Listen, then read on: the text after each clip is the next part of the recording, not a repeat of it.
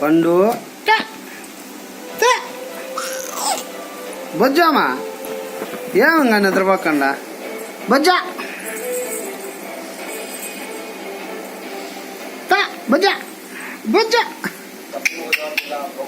ఏ గబ్బు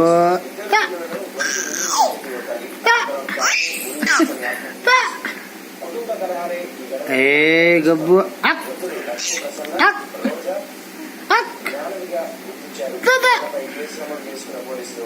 ఏ గబ్బు పండు తీచి చెయ్యిమా ఏయ్ ఓయ్ పండు ఓయ్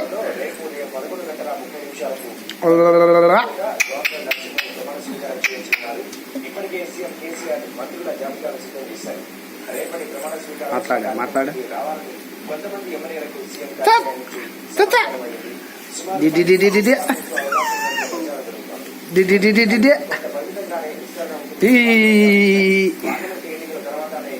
తీమా చెయ్య ఏంది నువ్వు చేయి పెట్టుకునేది చెయ్యి పెట్టుకుంటావు ఏంది ఏంది నువ్వు చేయి పెట్టుకునేది ఓయ్ పండు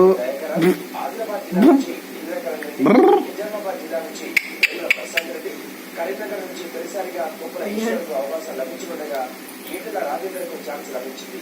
మహబూబ్నగర్ జిల్లా నుంచి నిరంజన్ రెడ్డి, శ్రీనివాస్ గౌడ్కు సైతం ఛాన్స్ దొరికే అవకాశం ఉంది. హైదరాబాద్ నుంచి తలసాని శ్రీనివాస్ యాదవ్ను మరోసారి మంత్రి పదవి వరించింది. రంగారెడ్డి జిల్లా నుంచి మల్లారెడ్డికి తొలిసారి మంత్రిగా ఛాన్స్ లభించనుంది. నల్లగొండ నుంచి జగదీశ్వర్ రెడ్డికి మరోసారి అవకాశం వచ్చేలా కనిపిస్తోంది. ఖమ్మం, మెదక్ జిల్లాల నుంచి తొలి విడతలో మంత్రులుగా అవకాశం లేదని కనిపిస్తోంది. మరోసారి మంత్రి పదవి ఆశించిన పద్మారావుకు డిప్యూటీ స్పీకర్ పదవి వరించనుంది. కేసీఆర్, హరీష్ రావులకు ఈ పార్లమెంట్ ఎన్నికల తర్వాత పూర్తి స్థాయి మంత్రి పదవి దొరికే అవకాశం. తెలుగు రాష్ట్రాల్లో ఎమ్మెల్యే కోట, ఎమ్మెల్సీ ఎన్నికల షెడ్యూల్ విడుదలైంది. 21 నుంచి 28 వరకు నామినేషన్లు స్వీకరించనున్నారు. మార్చి 1న నామినేషన్లను పరిశీలించనున్నారు. మార్చి 5తో ఉపసంహరణ గడువు ముగుస్తుంది. మార్చి 12న ఉదయం 9 గంటల నుంచి సాయంత్రం 4 గంటల వరకు పోలింగ్ జరుగుతుంది. అదే రోజు సాయంత్రం 5 గంటల నుంచి ఓట్ల లెక్కింపు జరుగుతుంది. తక్షణమే ఎన్నికలకు రమ్మన్న వచ్చింది. ఏపీ మండలి నుంచి యనమల రామకృష్ణుడు, నారాయణ, లక్ష్మీ, శివకుమారి, శకుంతకుమారి, ఆదిరెడ్డి అప్పారావుల పదవి గడువు ముగియనుంది. తెలంగాణ శాసన మండలి నుంచి సుధాకర్ రెడ్డి, షబీర్ అలీ, కుమార్, సరి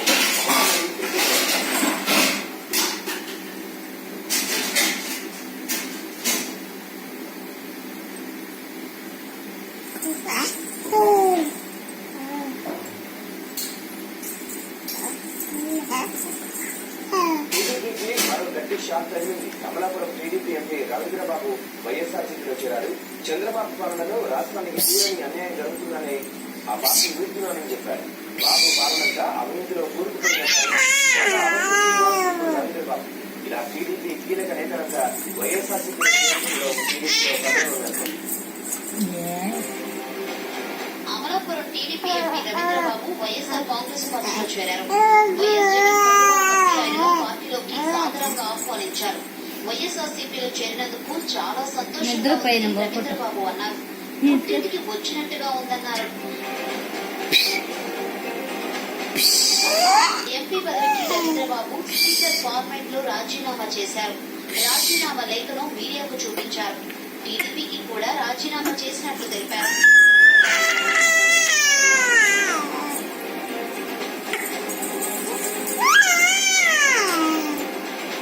ప్రత్యేక హోదా అంశాన్ని చంద్రబాబు నీరుగార్చారని, ఆయన వల్లే ప్రత్యేక హోదా రాలేదని విమర్శించారు. కోర్టు కేసులో దొరికిపోవడం వల్లే చంద్రబాబు హడావుడిగా హైదరాబాద్ నుంచి విజయవాడకు వచ్చేశారని ఆరోపించారు. ఆంధ్రప్రదేశ్ కు ముఖ్యమంత్రిగా చంద్రబాబు పనికిరారని, ఆయన వల్ల రాష్ట్రం బాగుపడదన్నారు. చంద్రబాబు పాలనలో ప్రతి చోట అవినీతి పెరిగిపోయిందని, ఒకే సామాజిక వర్గానికి మేలు జరుగుతుందని రవీంద్రబాబు నిప్పులు చెరిగారు.